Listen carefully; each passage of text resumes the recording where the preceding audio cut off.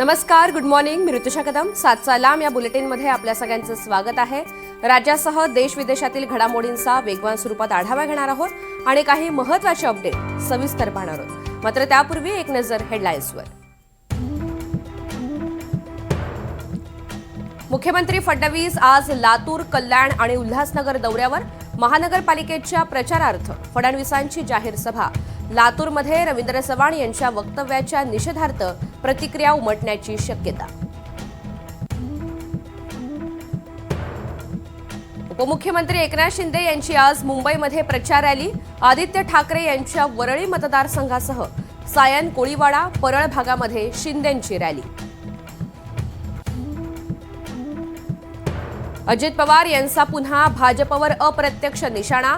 यांना पैशांचा माज आणि सत्तेची मस्ती आली आहे. आमच्याकडे पण केंद्राची, राज्याची सत्ता होती. आम्ही कधी मस्ती दाखवली नाही. पवारांचा हल्लाबोल.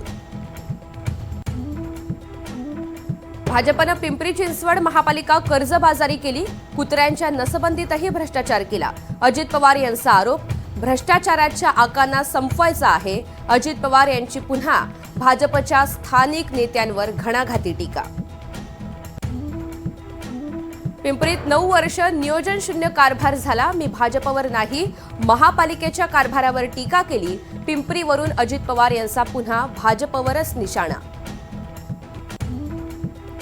अजून 70,000 कोटींच्या सुनावणीचा निकाल लागलेला नाही. आम्ही मागची पानं चाळली तर अजित पवार यांना बोलता येणार नाही. बावनकुळेंचा पवारांना धमकीवजा इशारा.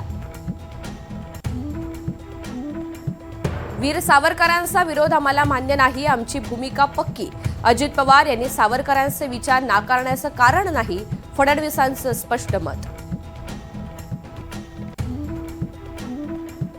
दोन्ही राष्ट्रवादी एकत्र येण्याबाबत अजित पवार यांचं सूचक विधान. झालं गेलं गंगेला मिळालं. तुतारी आणि घड्याळ एकत्र आलेत.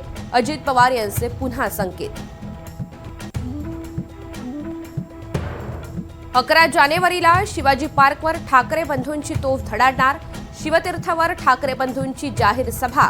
शाखा भेटी दरम्यान राज ठाकरेंकडून मनसे कार्यकर्त्यांना निमंत्रण.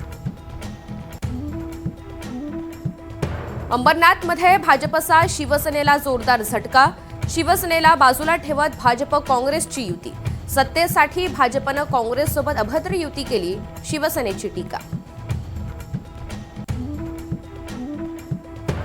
धुळ्यात उमेदवारांनी मतदानाआधीच चौकार मारला. बिनविरोध निवडून आल्यानं काहींना मिरची लागली. बिनविरोध निवडीवर होणाऱ्या टीकेवरून फडणवीसांचा विरोधकांना टोला. रवींद्र चव्हाण यांच्या वक्तव्याविरोधात आज लातूर बंदची हाक. नागरी व्यापाऱ्यांकडून लातूर बंदचं आवाहन.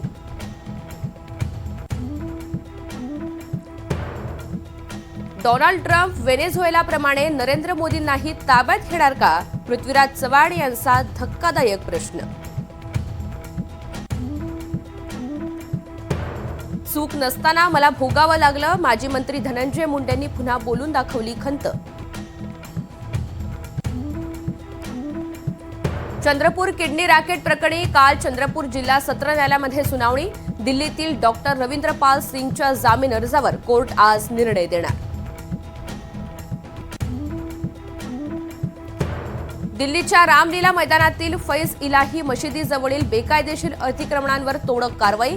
मशिदीबाहेर जमावाकडून पोलिसांवर दगडफेक. 5 पोलीस जखमी.